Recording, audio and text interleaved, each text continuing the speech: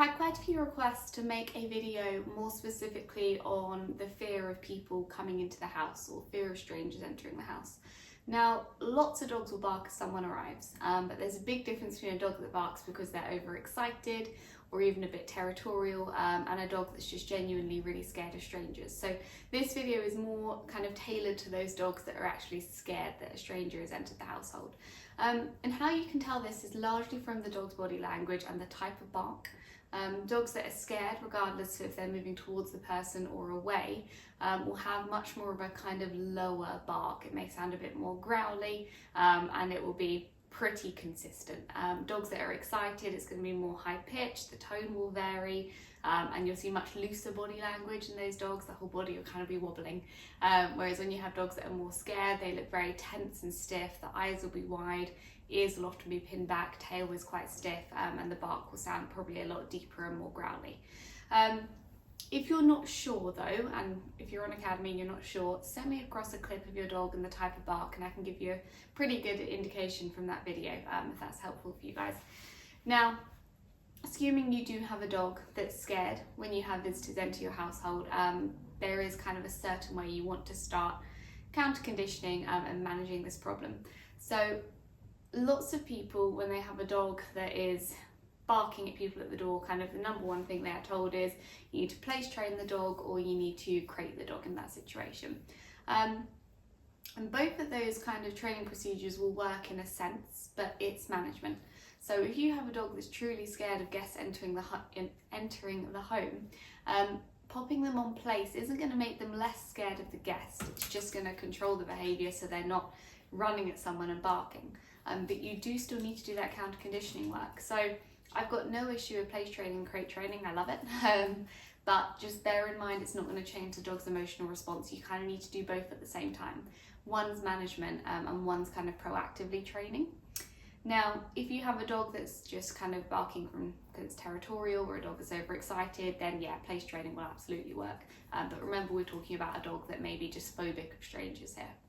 So place or crate training is what you're going to do on those occasions where you have guests and you can't train for whatever reason. So perhaps you've got lots of people over and it's easier to have the dog out of the way in the crate. You can't ask people to kind of train with you, you're busy and you just want to socialise.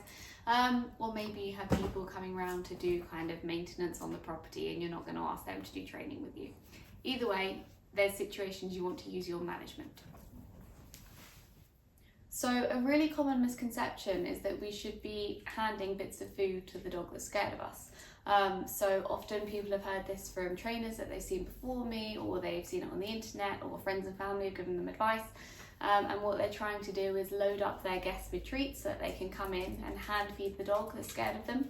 And that's kind of basic concept of counter conditioning, right? It's scary object, pair it with something reinforcing like food, and the dog will become less scared. The issue I have with that procedure is that lots of dogs are then put into a position where they're facing conflict. I don't want to go near to that scary object, but I have to get the food, and so I'm going to approach closer than I would like to. In that way, you're kind of forcing the dog to go above threshold. And if you remember from the previous fears and phobias video, the best counter conditioning happens with a dog under threshold. If you've ever heard the expression, dog that bites the hand that feeds them, that kind of really reminds me of this concept of trying to hand feed a dog that's scared of you. What's quite likely to happen is they rush in, take the food as quickly as possible, then look up, realise they're far closer than they'd like to be, and they start barking. And it really confuses people because they go, well, they're taking food, but then they're barking at me, or then they're acting aggressively. You really want to avoid putting your dog in that situation where they're almost being forced to come closer than they're ready to come at that moment in time. So we're not going to use that method. The method that I use here if I have a dog that's phobic of strangers, especially people coming into the house, is something called the treat-retreat protocol. Now, I did not make this method. It's been around for quite a while now. It's fantastic. I can't actually remember the name of the trainer that did make this, but I'll try and put it in the descriptions box if you guys want to check it out in a bit more detail. Essentially, the concept of treat-retreat is that you are always throwing food behind the dog. So you load your guest up with all these nice tasty treats, and anytime the dog shows any interest in them at all, it may just be glancing at them like this to start with, they're going to throw food behind the dog. In this way, the dog, one, gets the reinforcer, gets to go and take the treat, and two, it ends up further away from that trigger, the scary person. So the dog's kind of getting double reinforcement there, and we're putting absolutely no pressure on the dog. It's almost like shaping the dog to move closer and closer to the person. So you may gradually up your criteria and you go, right, I'm not going to throw food behind you now until you approach me a bit, and then I'm not going to throw food until you put your nose on me or you try and make contact.